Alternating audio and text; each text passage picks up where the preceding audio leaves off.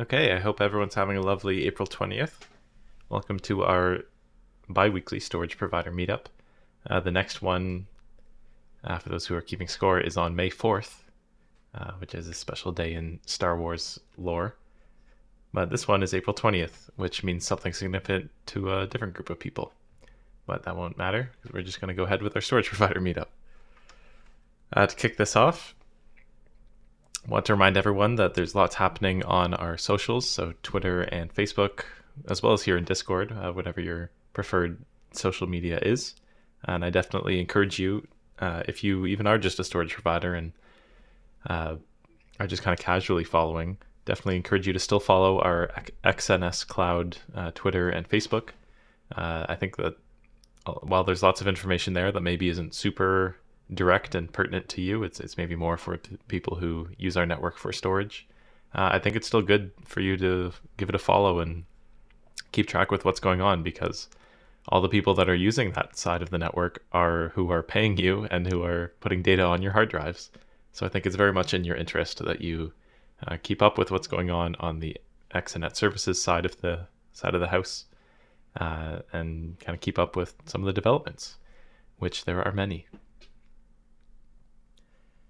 There are lots of storage providers, of course, who have made kind of the switch, or who are working both sides of things, who have kind of taken that mantle.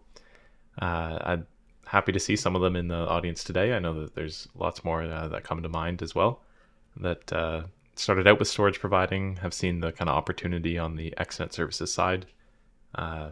Maybe they started out just kind of curious, how do you actually store the data that ends up on the storage provider's hard drives?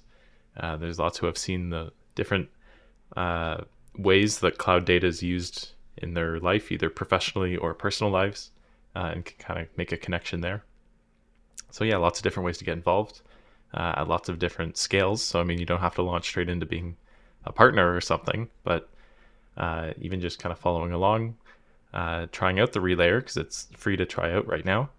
Definitely encourage everybody to visit our docs and get started with that, because it's now better than ever. But I'm going to talk a little bit more about that later. So I'll kind of, the first topics that I want to start this call with are the ones that we left hanging a little bit at the end of the last call. So our new Explorer is now live. I think at the time of our last call, it was still a little bit in the air. We were partway through the migration, but it is now living happily on a new server, where it is faster than it ever was before, and we've given it a new skin as well, so it's kind of in line with the look and feel of everything else in our ecosystem.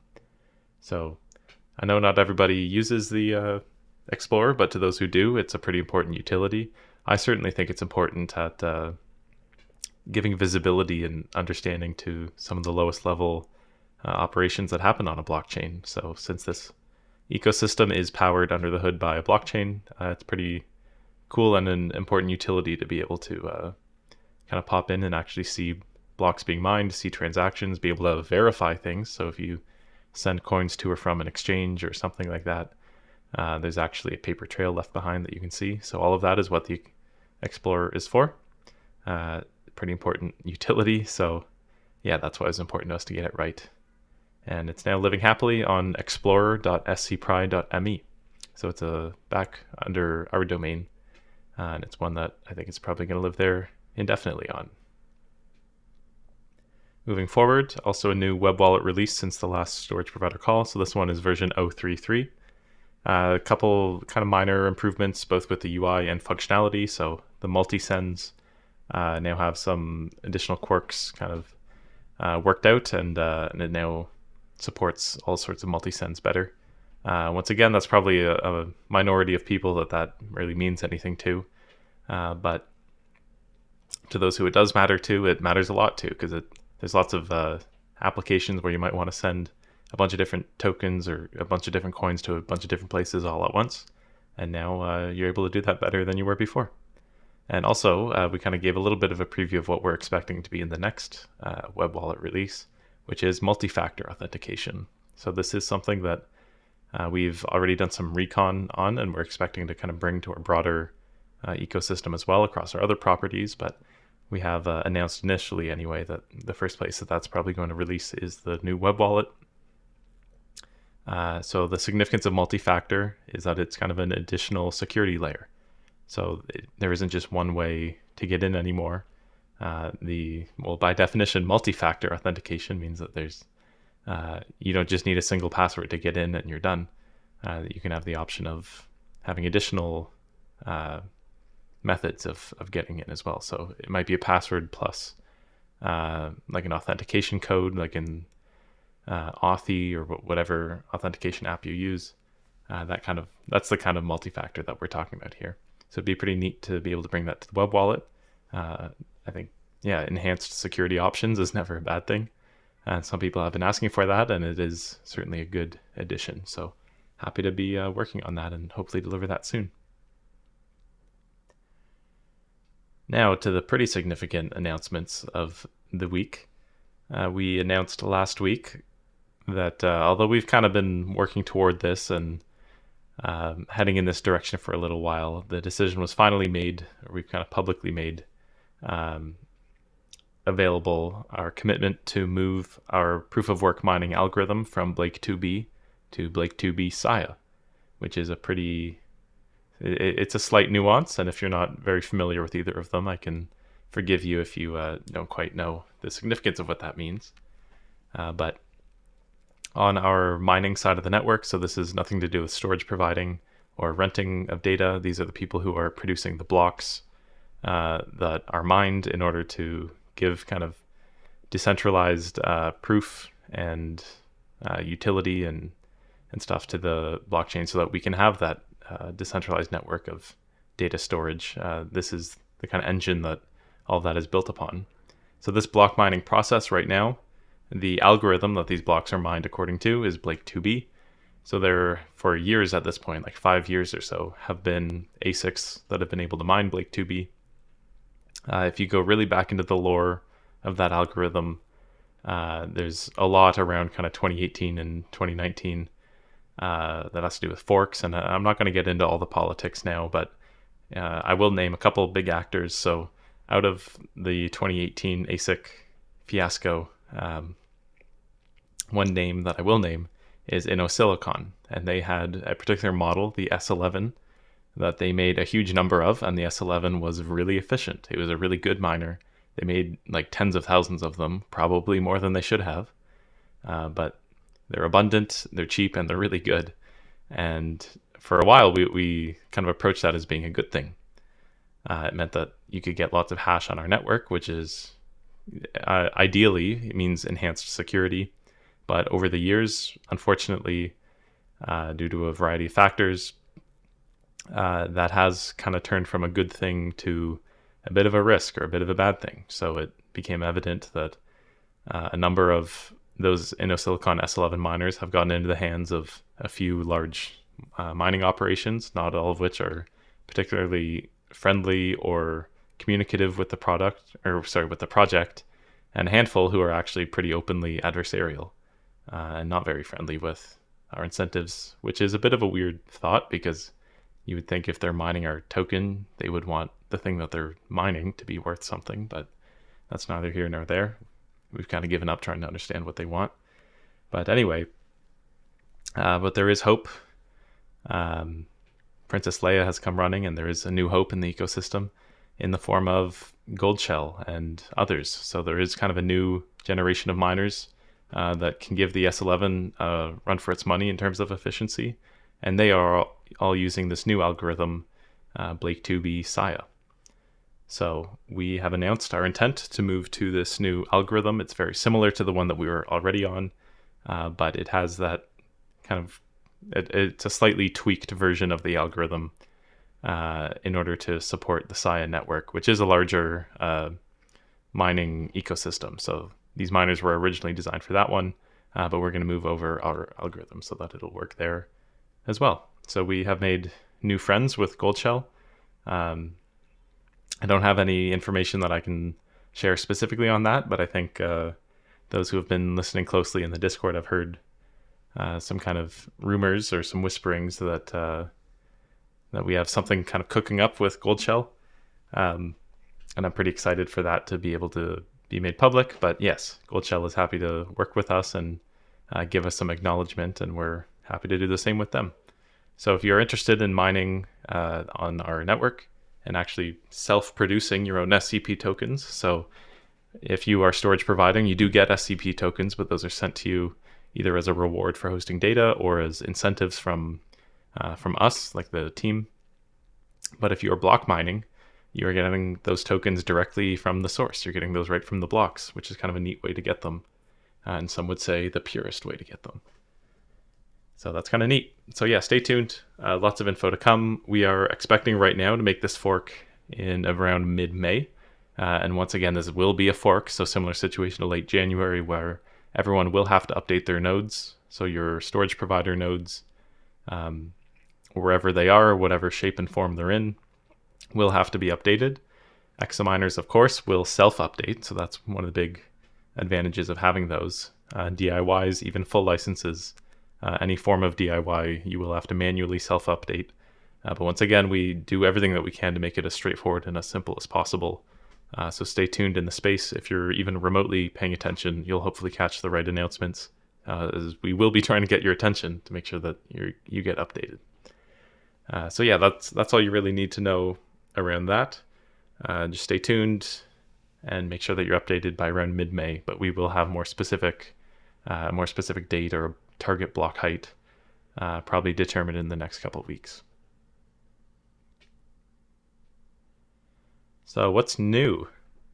This is my favorite part of the show when I get to talk about some of the stuff that I've seen and been part of and been working on. So this is going to be mainly Exanet services stuff for the next little bit. One of the things that I am really happy to be able to say, I think I've kind of talked a bit about it before, the S3 docs team that has put together around 30 officially kind of formally put together and published S3 app compatibility guides for our relayer. We now have a home for them on our website. So if you visit xns.tech, which is our main Exanet services website, and you head over to the resources tab, there should be a little S3 docs, little kind of sub tab that you can click on, and it takes you straight to where all of them are. So we're really pleased to be able to offer this. This is something that matters a lot if you are kind of a real enterprise user, or if you're someone who uses cloud storage in a more rigorous capacity. And then S3 app support is one of the foremost considerations, because you might already have different apps that you're used to, that you like, that your workflow is already established on.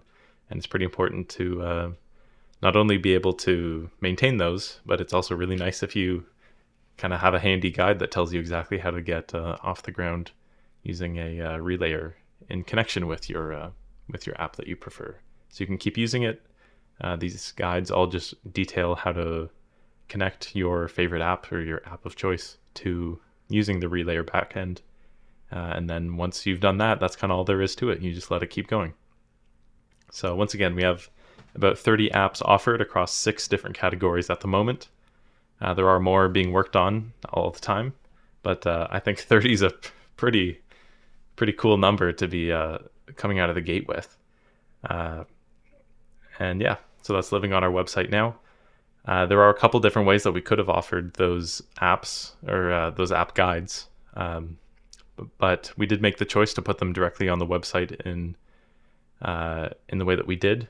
So that means that while they were originally written as PDFs, the experience of using a PDF does kind of suck. So even if we had them all listed, you like open the PDF, it downloads something to your browser, you then have to open that, it takes you away from the XNS website. So we did put the effort into making them all written out in HTML and formatted on the web page, so they're pretty easy to navigate around.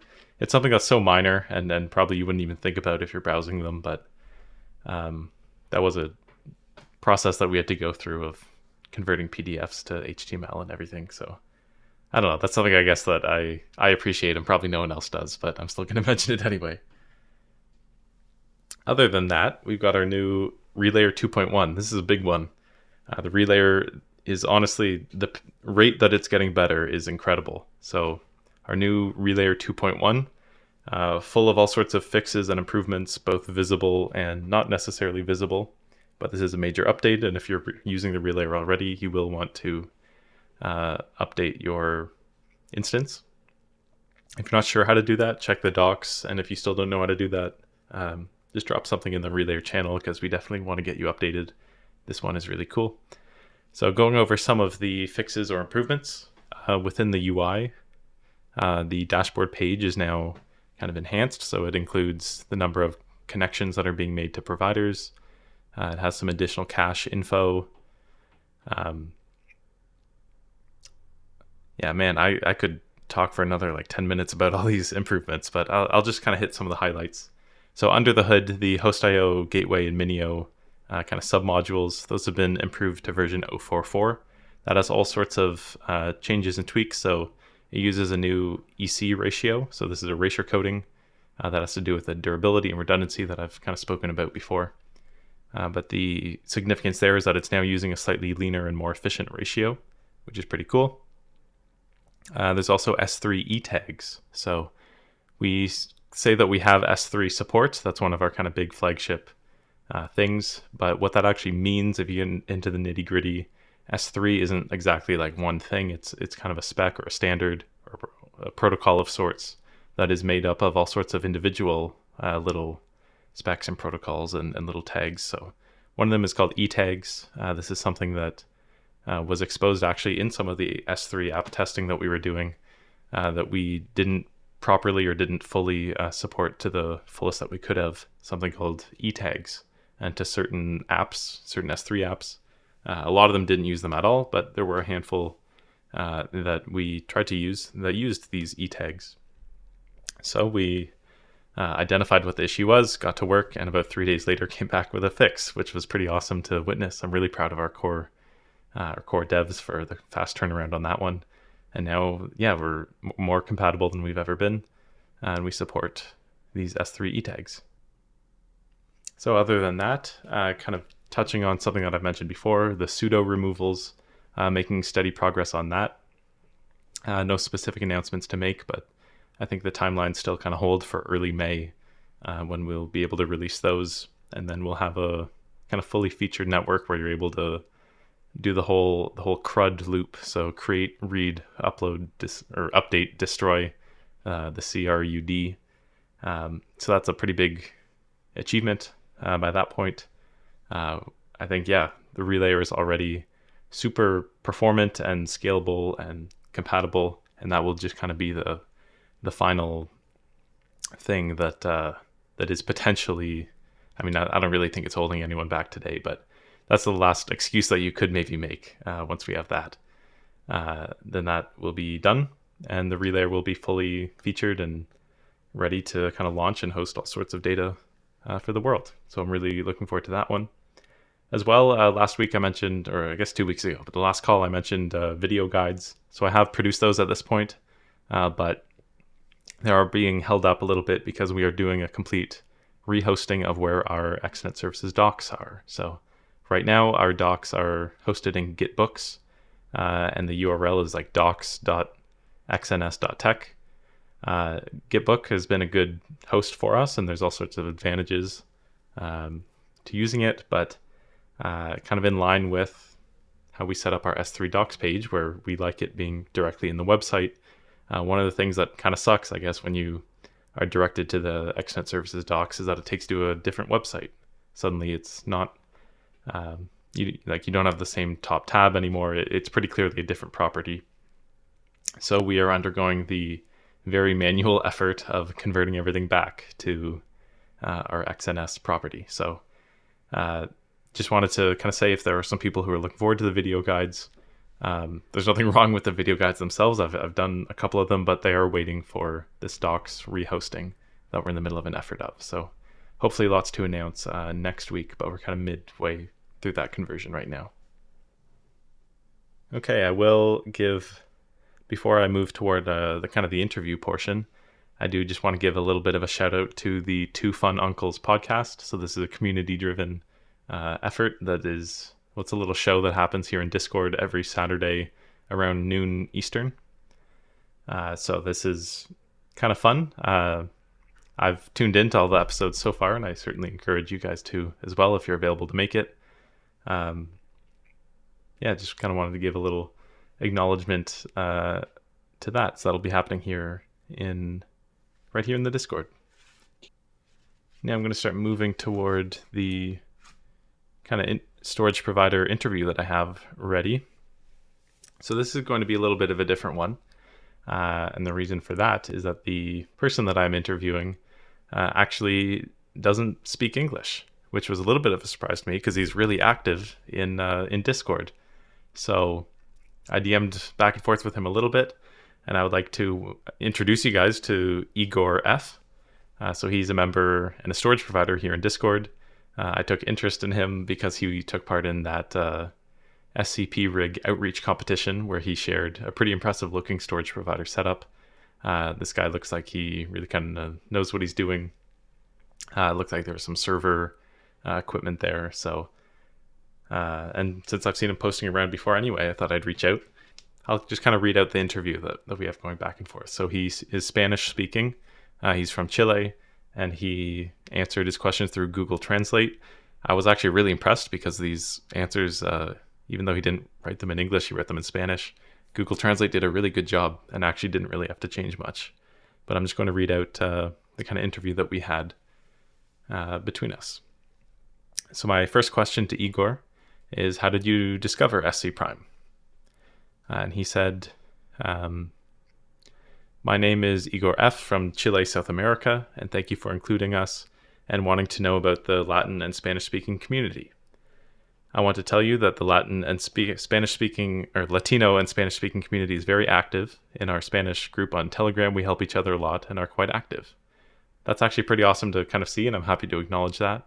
I don't have a lot of exposure or visibility into our different language communities. I certainly know they're out there, and it's kind of, I'm happy to have a little bit of crossing between them and a little intersection. So, how did you discover SC Prime? Igor says, I found out about SC Prime through a YouTuber, but I initially was searching the web for how to mine through storage, and I came across SC Prime. I was captivated by SC Prime's project to sell storage using S3 technology, and being a supplier, implementing a DIY served as a challenge for me. I've been in SC Prime for about a year. I asked what his background was, and he says that he's currently a telecommunications engineer, and he really likes internet services, and being able to complement it with the world of cryptocurrencies is what captivated him. I asked about his storage providing setup and what it kind of involves. He says that he currently has 3 DIYs based in Linux CentOS 7, and each of them offer the network about 4 terabytes each, for a total of 12 terabytes. He said he took advantage of his knowledge in Linux to be able to create his own DIYs, and so far they've been quite stable. He also wants to add that the DIYs are in a room with air conditioning, with a UPS system and 2 internet links. So that's almost like a little baby data center there. That's pretty sweet. He says, the truth is that I put a lot of love into my providers. And I think hearing from that they even get air conditioning, I can certainly tell. So I asked him, what was your goal when you began providing storage, and how has that evolved? He says that my goal when I started providing storage was to be able to earn coins and learn more about the world of cryptos. This is because I've been learning about cryptos for about a year, but SC Prime captivated me even more because it has a tangible product and is a project that supports it, it has a tangible product that supports it with the sale of storage to real clients with S3 technology. It has evolved quite well. I think that means his storage providers have evolved quite well, since my 3 DIYs have had a data input of approximately 600 gigs each, which, with the incentives and license rebates, I've generated about 700 SCP per DIY. I just hope that we will soon get more clients and surpass 10 petabytes. So I thanked him for his great answers, and I was kind of interested by the fact that he mentioned he was a telecommunications engineer. So I asked him kind of what he thought as a telecommunications engineer of this kind of global and interconnected network. And I asked if he thought it had some kind of unique potential. And he said, yes, I think the SC Prime approach has some pretty giant potential, especially due to the high demand that there will be for storage in the coming years, especially if it is decentralized and thus able to help make the world more ecological. The technology used in SC Prime is innovative due to the encryption of customer data, the redundancy of these, and the support of S3. So I just wanted to thank IgorF for coming on and well, I guess coming on a little indirectly, but we still heard directly from him. Uh, and yeah, very happy to kind of acknowledge some of our different communities, and in this case, certainly the Spanish-speaking community. I can see Jordy in the chat right now as well. Mentioning him, Jordy has been around for a long time. He's one of the community leaders in the Spanish-speaking community, so I'd like to kind of shout him out. Happy to do that. He's certainly an OG in the space and been around forever. So thank you for what you do, Jordy, and kind of bridging some of our communities together. I also see Andy in the chat, and he's another guy that has been around for a long time, totally gets the network and then what we're building here, and is a really good kind of ambassador and bridging between our main English-speaking community and the Francophone SC Prime community. So thank you, Andy, for that work as well. We did just get a request to speak on the stage. Jeff, how's it going? Hey, good afternoon. How are you? Good call. Yeah, I just wanted to, stick my hand up and thank you for mentioning the Saturday Fun Uncles show. We have a good one cooking up this week. We've been solving some problems, and we have a special guest that you'll find out later. And then otherwise, I think it's a pretty cool idea. Shout out to Igor for being such an active member and not even being an issue that he doesn't speak English in the Discord. Apparently, we've all talked to him and seen him around for a while now. So yeah, I pass on your welcome, and I also want to make the slight note that our friend Jordy is in fact Catalan, not Spanish, much like our friend Andy is Quebecois, not French. Well, aren't I silly? But yeah, I definitely want to highlight how impressive it is. I was really surprised that he has been doing everything through Google Translate, and I have learned over the last couple of months of a couple other community members that either speak little or no English and interact almost entirely through Google Translate, and how seamless it is at times that they're able to still, in some cases, go through troubleshooting support, and in other cases, provide other people with troubleshooting support just entirely through the magic of Google Translate, which is really cool. This is such a global community. This is something that until, I don't know, the last 10, 15 years wouldn't have even been possible. So, indeed, what an interesting time and age we are in right now, huh? Yeah, aren't we lucky? So, Jeff, on the Two Fun Uncles podcast on Saturday, just wanted to say that I've been really looking forward to them every Saturday. I think, have you done 2 or 3 so far? I'm not sure how many of the ones we've done so far count. We've definitely been flying by the seat of our pants, and that makes it fun. We keep learning. We're doing it. There's 3 of us doing it, myself and our friend Shardy B. Chum Swanson, and Liquid Bread David has been helping us on the back end.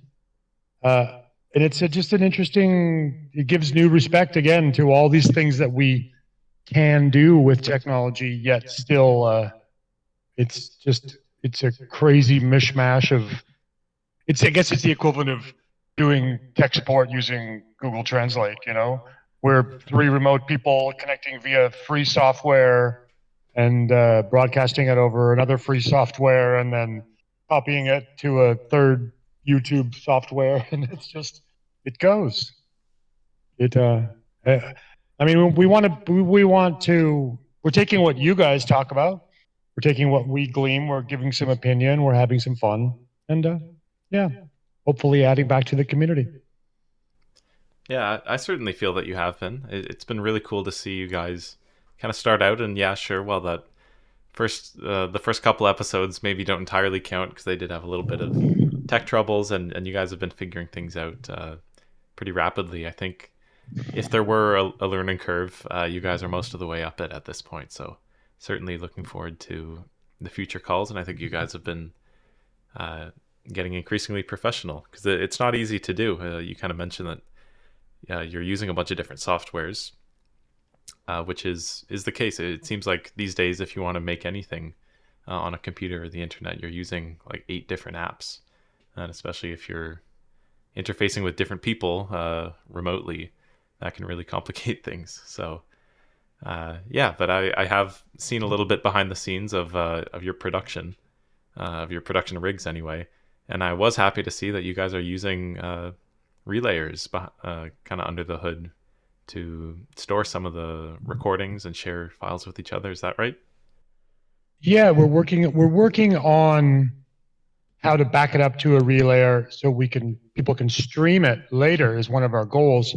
Uh, but we did find at one point we were sharing recordings back and forth, and Discord wouldn't take the size of a 40-minute video recording, and so it just got pushed onto a relayer where it zipped it up remotely, and then it was accessible to everybody, which is you know consider the Fun Uncles a small company, and consider the relayer our back end cloud, and we were able to share data and access it securely and from different locations really easy. So that's a nice, it's a, if you think about it, it's one step away from uploading it to somebody's port 80 on running an HTTP or an FTP on their computer, except it's not actually there, right? It may have gone there the first time, but then it cleared to the cache and ended up on the cloud, and then it got pulled down. It's a and it's going to live there as long as we need it to live there, as compared to clogging up somebody's hard drive with files that you needed only once, maybe, or maybe you want to access again later. Yeah, yeah, that's another thing where if you are kind of a tech or computer professional, I think you encounter that problem all the time where you're trying to send somebody a file or send something to yourself from a different place. Uh, and yeah, traditionally we do kind of think of like Google Drive or Dropbox or YouTube with like the unlisted link or something. Uh, and yeah, it seems like once you kind of accept and embrace the relayer, it's really cool to have your own private cloud and just be able to send your friends an image or something, and you can have a little bit of a flex that if you look at the URL, it's one that you own and control, and it's served directly from your own hardware off of the network that you're a part of. It's really cool, and it works seamlessly, and it actually solves problems. Like it isn't just novel for the sake of it. It's uh, it's awesome. No, absolutely agree with that. Um, it's when we think about it this way, right? It's such this magical piece of hardware that the team has created, but we all use these pieces of hardware all the time. Like you said, Dropbox. We learned a long time ago that was a great way to share a file to somebody that needed to get a large file. Here's the Dropbox link to it. But you're still going through centralized corporation. They have control to pull it back down. So this relayer on our own premise, on our own site, is basically tapping the cloud while maintaining control and not having to pay some ridiculous $199 a year just to have more than a gigabyte or some nonsense. Yeah, and I mean with the new, I don't know if you've tried out Relayer 2.1, but we have the new Identity and Access Management tab, kind of IAM along the top, and with that you can even make different users, so you can have multiple people using a Relayer. They can have like different group policies, so you can have all of HR grouped together with access to certain buckets and not access to other buckets, or they can only read these ones and only write to other ones. You can do all that now, so you can have Yeah, I did actually install 2.01 just this morning on a brand new, fresh from Amazon M2 Mac Mini for dirt cheap, and it did give me one funny error running the Docker rebuild, that it didn't match what it was looking for, and it said Linux ARM 64, but that's the Apple Silicon. And then I just went to 888, and there it was running fine. It put stuff up to the cloud. I did touch the IAM, but I didn't create any users. I was reading your and Andy's back and forth with Siotics about all the chmod settings or whatever. I haven't come into those yet. I'll give it a try later and see how that works for me. Yeah, sure. So that was just what that was. was just there was a very specific bug where if a certain folder changed permissions, then the IAM tab would not work properly. So, uh, Got it. yeah, so that was just troubleshooting that. I already knew what the problem was. I'd troubleshooted that previously because I encountered that bug actually before release. So it is known and profiled. So I was just talking Andy through resolving that. But yeah, the IAM tab, an important step toward making the relayer like pretty reasonable and usable and actually resembling what traditional cloud looks like. So I'd say I think if I could characterize what an ideal, like in theory, what the relayer should ideally be, is that it has all the strengths and benefits and easy usability of traditional cloud, but also all the strengths and benefits of kind of privately hosted, secure, never leaves your network kind of file hosting. And we're kind of bridging the two. And I think that if that's what the ideal relayer is, then I'd say what the actual relayer is pretty much bang on that.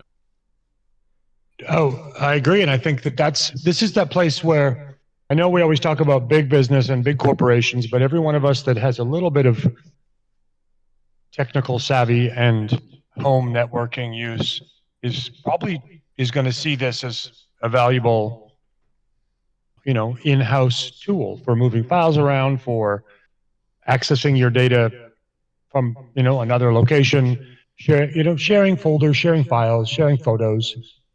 If you can create this user management, you could send a relative a link to a folder with all your, kids' pictures or Christmas in it or X, Y, and Z, and you're not going through any crazy hoops. You can say, here's the login, here's the password, and you remain control of the whole thing.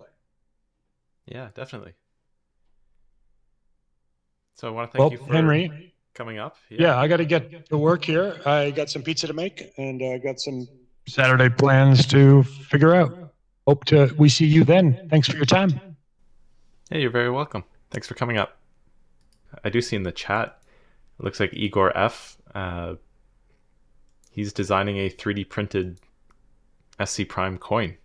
I'll be sure to attach that kind of image of it in the recording. That looks really cool. And I very much look forward to when he shares how it actually turns out.